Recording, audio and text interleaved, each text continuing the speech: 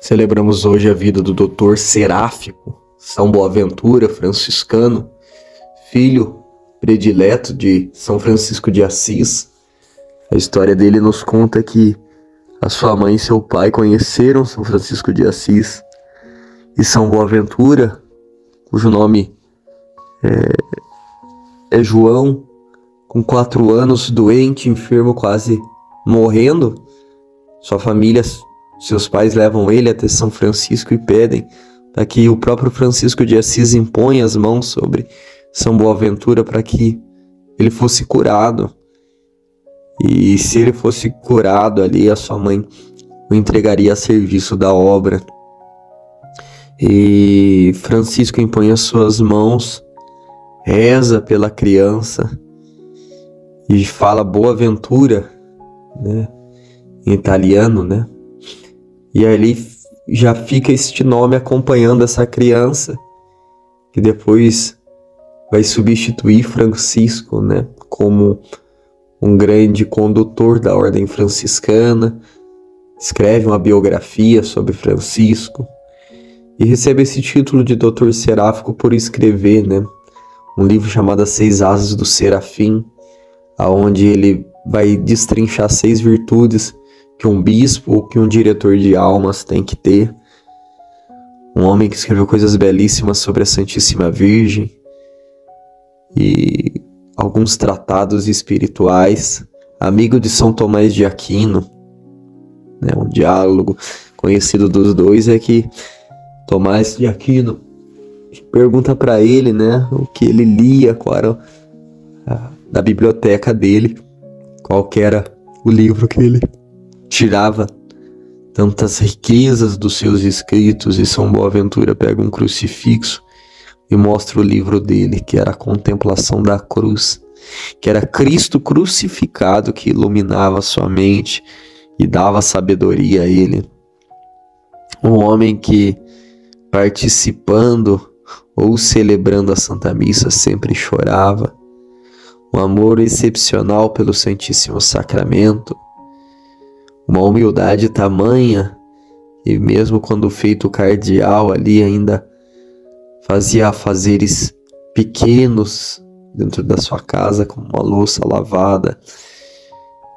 E nos deparamos com o Evangelho onde Jesus faz essa ameaça, né, a 2 cidades, ai de ti Corazaim, ai de ti Betsaida, porque se os milagres que se realizaram no meio de vós tivessem sido feitos em Tiro e Sidônia, há muito tempo elas teriam feito penitência, vestindo-se de cilício e cobrindo-se de cinza. Pois bem, eu vos digo, no dia de julgamento, Tiro e Sidônia serão tratados com menos dureza do que vós. Então, alguns assuntos aqui que são pouco tratados e falados, né? Existe uma geração que nem sabe o que é cilício. O cilício, que é um objeto, né? Um instrumento de penitência, onde se usa na cintura, na coxa, né? Cheio de pontas agudas que fere ali a carne.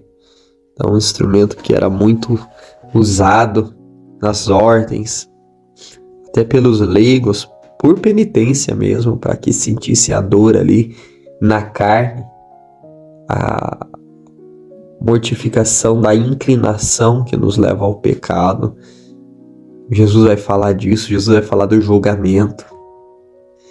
No versículo 23 ele fala, né, serás jogada no inferno, porque se os milagres que foram realizados no meio de ti tivessem sido feitos em Sodoma, ela existiria até hoje.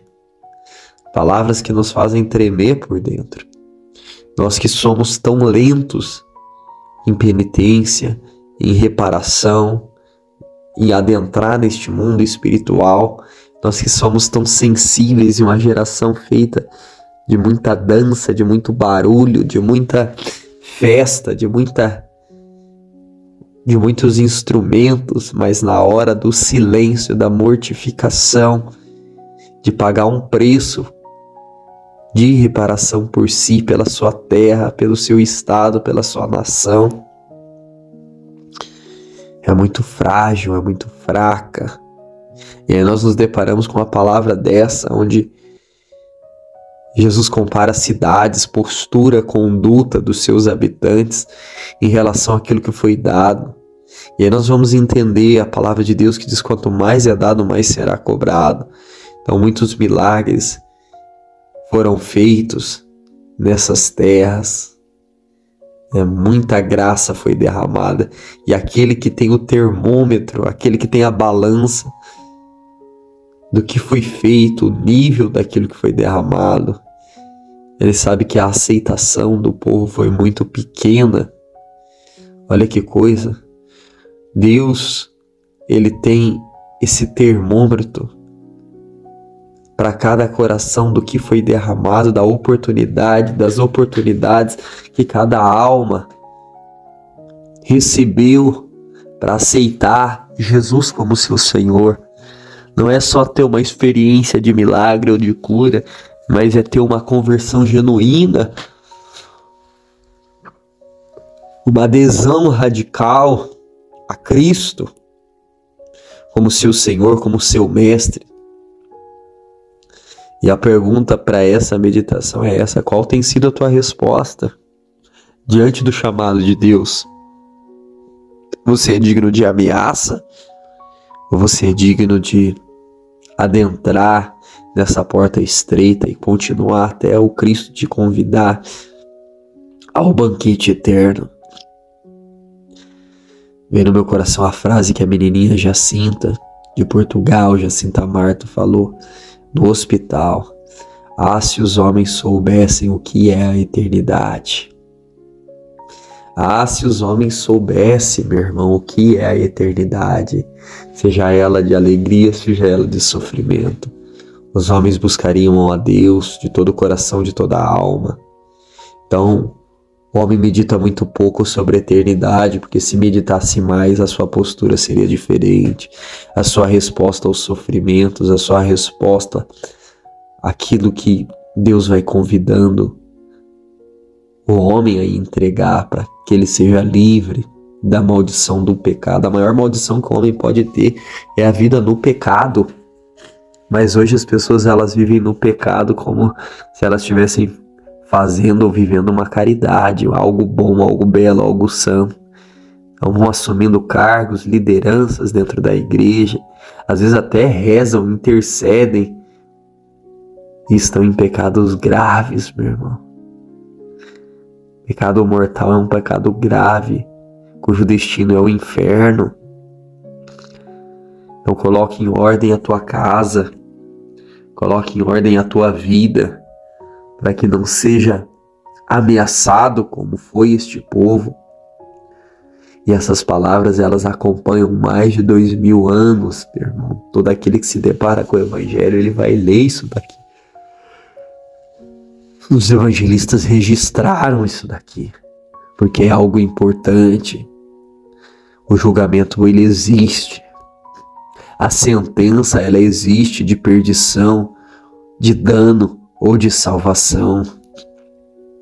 É necessário a penitência, é necessária, que ele fala do silício e fala da cinza. A aspereza na carne e ali o pó, o reconhecimento. A cinza lembra a morte. Então a morte para essa terra, a mudança, o desejo de uma vida mais agradável a Deus, isso tem que acompanhar, esse sentimento tem que nos acompanhar, para que sejamos achados dignos ao olhar de Deus, não é ao olhar do homem.